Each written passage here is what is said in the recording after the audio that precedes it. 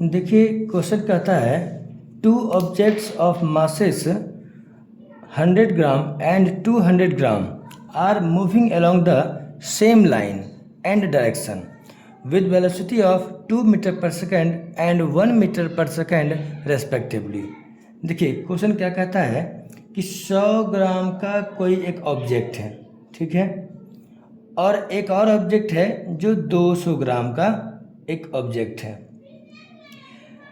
अब ये दोनों object same line and direction, एक ही लाइन पर एक ही डायरेक्शन में ये मूव कर रहा है।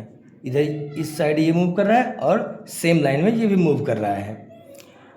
तो मूव कर रहा है और जिसमें कि जो 100 ग्राम का जो ऑब्जेक्ट है उसका initial speed 2 metre per second है और सेकेंड ऑब्जेक्ट का जो स्पीड है वो 1 मीटर पर सेकेंड है।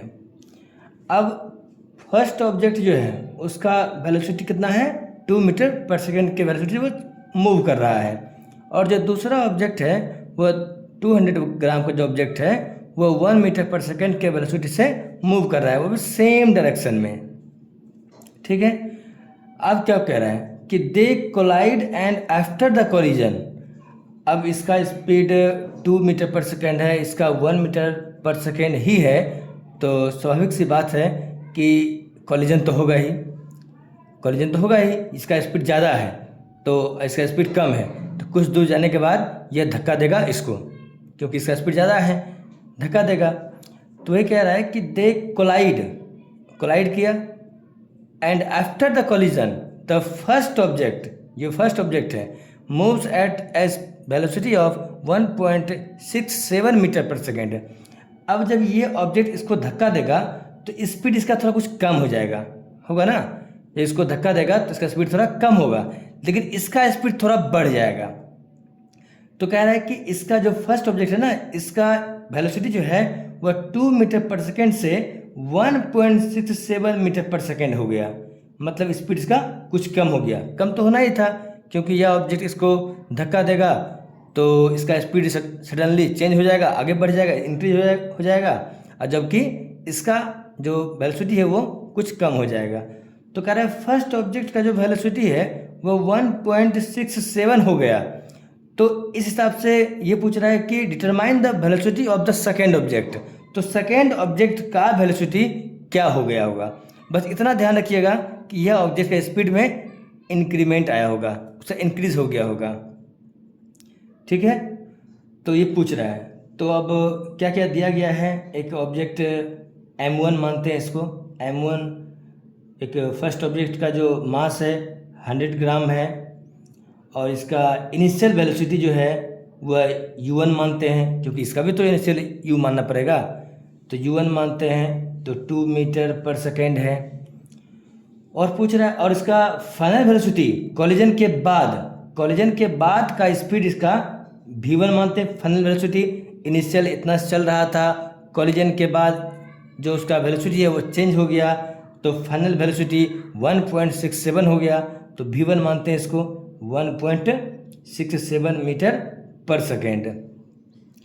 अब पूछ रहा है कि ये सेकेंड ऑब्जेक्ट जो कि 1 मीटर पर सेकेंड के वेलोसिटी से चल रहा था, जब ये ऑब्जेक्ट इसको टक्कर दिया तो टक्कर देने के बाद ये ऑब्जेक्ट का स्पीड थोड़ा बढ़ गया। तो फिलहाल तो पहले इसको नोट करते हैं कि m2 ये सेकेंड ऑब्जेक्ट है जिसका मास 200 ग्राम है, और इसका u2 की सेकेंड ऑब्जेक्ट का इनिशियल जो वेलोसिटी है वह u2 मानते हैं, 1 मीटर पर सेकेंड है।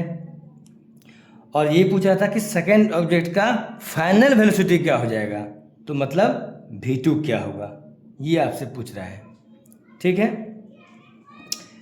अब इसको kg में कन्वर्ट करेंगे क्योंकि यहाँ मोमेंटम निकालना पड़ेगा, और मोमेंटम में जो मास होता है वो kg में होता है, तो kg में कन्वर्ट करेंगे तो 1000 से डिवाइड करेंगे तो 0.1 kg,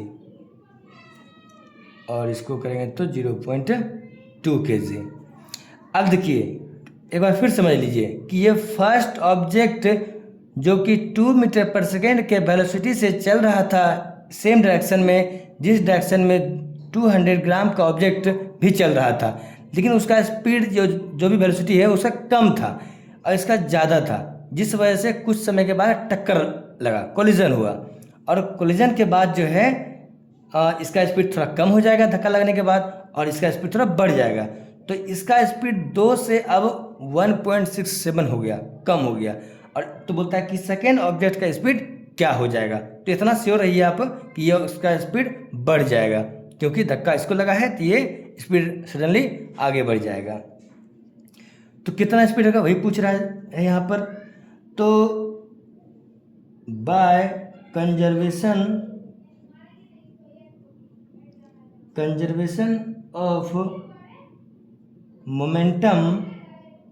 अब देखिए, एक कंजर्वेशन ऑफ मोमेंटम का जो लॉ है, देखिए क्या कहता है, कंजर्वेशन ऑफ मोमेंटम कहता है कि किसी भी ऑब्जेक्ट्स का टोटल मोमेंटम हमेशा कांस्टेंट रहता है, मतलब बदलता नहीं है। किसी भी कोई दो ऑब्जेक्ट है और उसका कोलिजन के पहले का मोमेंटम, टोटल मोमेंटम, और कोलिजन के बाद का टोटल मोमेंटम बिल्कुल सेम होगा। ये कहता है कंजर्वेशन ऑफ मोमेंटम।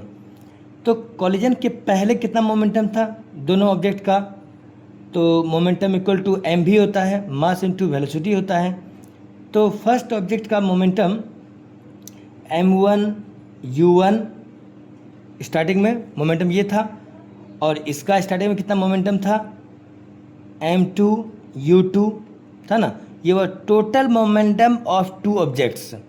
तो ये कंजर्वेशन ऑफ मोमेंटम ही ये रूल ही कहता है कि कोलिजन के पहले जो टोटल मोमेंटम था ना दोनों ऑब्जेक्ट का, वो कोलिजन के बाद भी सेम रहेगा।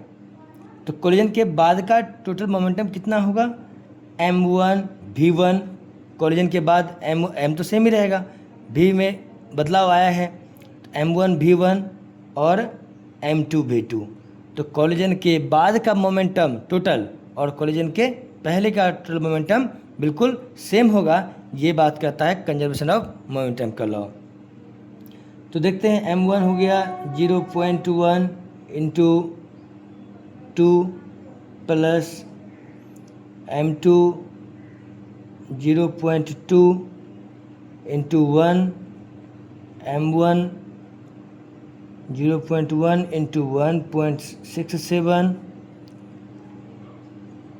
0.2 इंटू, ये तो v2 पता नहीं है, ये तो निकालना है।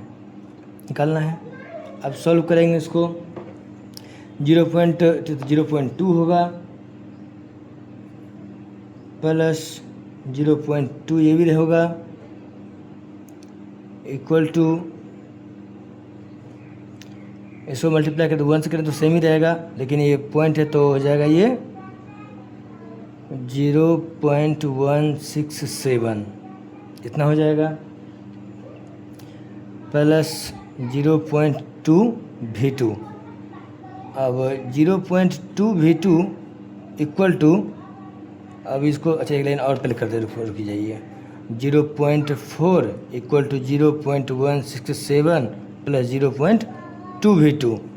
तो 0.2 v2 equal to 0.4 minus 0.167, v2 equal to, ये दोनों को माइनस करेंगे तो 0.332 ठीक है, और बाय 0.2 इसको डिवाइड करेंगे। डिवाइड मैं करता हूँ, कैलकुलेटर से करता हूँ मैं, आप लोग कर लीजिएगा। कैलकुलेटर से किया तो 1.165 मीटर पर सेकेंड, ये आपका हुआ आंसर। जो सेकेंड ऑब्जेक्ट है वो पहले 1 मीटर पर सेकेंड के वेलोसिटी से मूव कर रहा था, और कोलिजन के बाद इसका वेलोसिटी इतना हो गया। ठीक है, थैंक यू। अब नेक्स्ट क्वेश्चन देखते हैं।